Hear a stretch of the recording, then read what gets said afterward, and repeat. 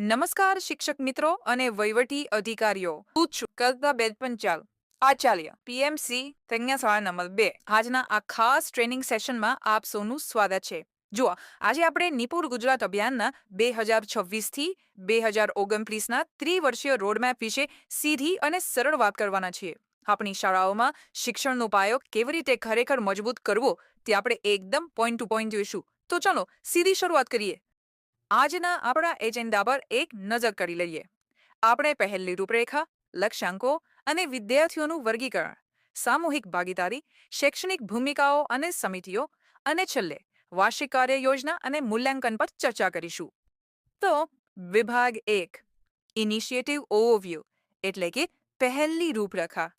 હવે તમે કદાચ વિચારતા હશો કે આ આખા પરિપત્રનો મુખ્ય આધાર શું છે. તો મિત્રો, તે છે FLN એટલે કે ફાઉન્ડેશનલ લિટરસી એન્ડ ન્યુમરસી, પાયામી સાક્ષરતા અને સંખ્યા જ્ઞાન. સાવ સરળ શબ્દોમાં કહું તો બાળક સરળ વાક્યો વાંચી શકે અને સરવાળા બાદબાકી જેવા પાયાના દાખલા ગણી શકે. બસ આ જ.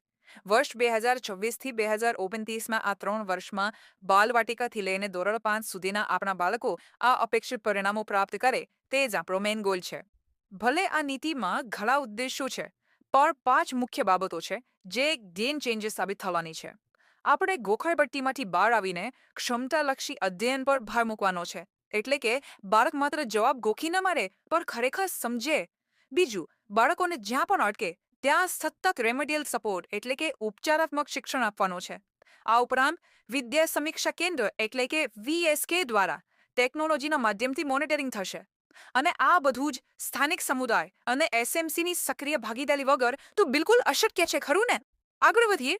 વિભાગ 2, લક્ષ્યાંકો અને વિદ્યાર્થીઓનું વર્ગીકરણ. વર્ગખંડમાં આપણે વિદ્યાર્થીઓની પ્રગતિનું વર્ગીકરણ કેવી રીતે કરીશું તે સમજવું બહુ જ જરૂરી છે. ટ્રેકરમાં સ્કોરના આધારે આપણે બાળકોને 3 કેટેગરીમાં વહેંચવાના છીએ. 0 થી 30% સ્કોર મેળવનાર ઉદયમાન બાળકો છે. આ એ બાળકો છે જેમને આપણા સૌથી વધુ સપોર્ટની જરૂર છે. પછી આવે છે 31 થી 79% સ્કોર મેળવનાર પ્રગતિશીલ બાળકો. અને આપણો અંતિમ લક્ષ્યાંક છે 80% કે તેથી વધુ સ્કોર મેળવનાર નિપુણ બાળકો. ખરેખર આ માળખું આપણને એકદમ સ્પષ્ટ દિશા આપે છે કે કયા બાળક પાછળ આપણે કેટલી મહેનત કરવાની છે. અને આ રહ્યો આપણો ટાઈમલાઈન રોડમેપ. આગામી 3 શૈક્ષણિક વર્ષોમાં આપણે રાજ્યભરમાં કેટલા નિપુણ બાળકો તૈયાર કરવાના છે તેનો આ ટાર્ગેટ છે. 2024-27માં સાક્ષરતા 70% અને સંખ્યા જ્ઞાન 65%નો લક્ષ્યાંક છે, જે ધીમે ધીમે વધારીને 2028-29 સુધીમાં સાક્ષરતા 80% અને સંખ્યા જ્ઞાન 75% સુધી લઈ જવાનો છે. મતલબ આપણે દર વર્ષે સતત આગળ જ વધવાનો છે. વિભાગ 3, community partnership and special initiatives એટલે કે સામૂહિક ભાગીદારી અને વિશેષ પહેલ. જો આ શૈક્ષણિક લક્ષ્યાંકો માત્ર શાળાની 4 દિવાલોમાં પૂરા નહીં થાય, વાલીઓનો સાથ ખૂબ જરૂરી છે. આના માટે મારું બાળક નિપુણ બાળક નામની એક જબરદસ્ત પહેલ છે. આપણે શાળામાં 3 થી 5 માતાઓનું એક માતા જૂથ બનાવવાનું છે અને તેમાં એક એક્ટિવ લીડર માતા હશે. એક આચાર્ય તરીકેનો મારો અંગત અનુભવ છે મિત્રો કે જ્યારે આ માતાઓ દર 15 દિવસે શાળાની મુલાકાત લેશે ને ત્યારે ઘરે પણ રમતા રમતા ભણવાનું એક અદ્ભુત વાતાવરણ ઊભું થાય છે. અને હા, સારું કામ કરનાર જૂથોને ક્લસ્ટર કે જિલ્લા કક્ષાએ એવોર્ડ પણ અપાશે. એટલું જ નહીં, વર્ષની શરૂઆતમાં જ એક જોરદાર અભિયાન ચલાવવાનું છે. પહેલા ત્રિમાસિક ગાળામાં શાળાઓ દ્વારા 55 દિવસનું સઘન નિપુણ કેમ્પેઇન ચાલશે. સાથે જ નિપુણ પખવાડિયું પણ ઉજવાશે. વિચારો, આ પખવાડિયામાં પપેટ શો, ક્રાફ્ટ અને વાલી બાળક ક્વિઝ જેવી મજેદાર પ્રવૃત્તિઓ થશે. આનાથી થશે એવું કે શિક્ષણ ક્યારેય બોજ નહીં લાગે અને ઉત્સાહ એકદમ જળવાઈ રહેશે. ચાલો હવે વાત કરીએ વિભાગ 4, શૈક્ષણિક ભૂમિકાઓ અને સમિતિઓની. આટલા મોટા અભિયાનને પાર પાડવા માટે કામની સ્પષ્ટ વહેંચણી ખૂબ જરૂરી છે. રાજ્ય કક્ષાએ SSA અને GCERTની જવાબદારી નાણાકીય આયોજન, મોડ્યુલ ડેવલપમેન્ટ અને આખા રાજ્યના મોનિટરિંગની રહેશે.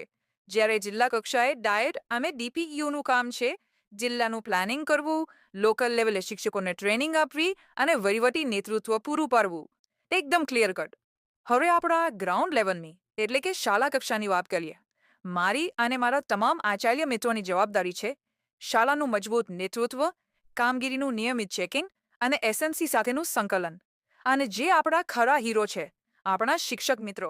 તમારી જવાબદારી છે વર્ગખંડમાં બાળકોને ગમ્મત સાથે જ્ઞાન આપવું, તેમનું સતત મૂલ્યાંકન કરવું અને વાલીઓ સાથે એકદમ આત્મીય સંબંધ કેળવવો. આ બધું જ કામ માત્ર કાગળ પર નહીં રહી જાય તે માટે મીટિંગ્સનું પણ ચુસ્ત શેડ્યુલ છે. રાજ્ય અને જિલ્લા સમિતિઓ દર 3 મહિને ઓછામાં ઓછી એક વાર મળશે. બ્લોક અને ક્લસ્ટર સમિતિ મહિને એકવાર મળશે. અને સૌથી અગત્યનું, શાળા કક્ષાની સમીક્ષા બેઠક, જે આચાર્યના અધ્યક્ષ સ્થાને દર મહિનામાં 2 વાર યોજાશે. આ સતત ફોલોઅપ જ આપણને રિઝલ્ટ અપાવશે. હવે આવીએ છેલ્લી વાત પર. વિભાગ 5, વાર્ષિક કાર્ય યોજના અને મૂલ્યાંકન. શૈક્ષણિક વર્ષને કેવી રીતે વહેંચવામાં આવ્યું છે તે જોઈએ. પહેલા ક્વાર્ટરમાં બેઝલાઇન ટેસ્ટ લેવાશે. આનાથી ખબર પડશે કે બાળકો અત્યારે કયા સ્તરે છે, બરાબર? એ જ સમયે 55 દિવસીય કેમ્પેઇન અને માતા જૂથની રચના પણ થશે.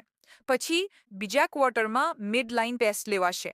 તેના પરિણામો જોઈને જે બાળકોને વધુ મદદની જરૂર છે તેમના માટે તાત્કાલિક રેમિડિયલ વર્ક એટલે કે ઉપચારાત્મક શિક્ષણ શરૂ કરી દેવાશે. વર્ષના ત્રીજા ક્વાર્ટરમાં આપનું પૂરેપૂરું ફોકસ આ જ રેમિડિયલ વર્ક અને શિક્ષકોની રિફ્રેશર તાલીમ પર રહેશે.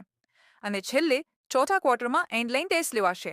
અહીં એક બહુ જ અગત્યની વાત નોંધી લેજો. ડેટાની પારદર્શિતા માટે 10% શાળાઓનું રેન્ડમ બાહ્ય મૂલ્યાંકન એટલે કે એક્સએમએલ એસેસમેન્ટ થવાનું છે. જે શાળાઓ બેસ્ટ પરફોર્મ કરશે તેમને નિપોર શાળાનું સન્માન અપાશે અને ભવ્ય નિપોરોત્સવ પણ યોજાશે. અહીં એ ક્લિયર કરવું બહુ જરૂરી છે કે આ બધું માત્ર કોઈ ચોક્કસ શાળાઓ માટે જ નથી.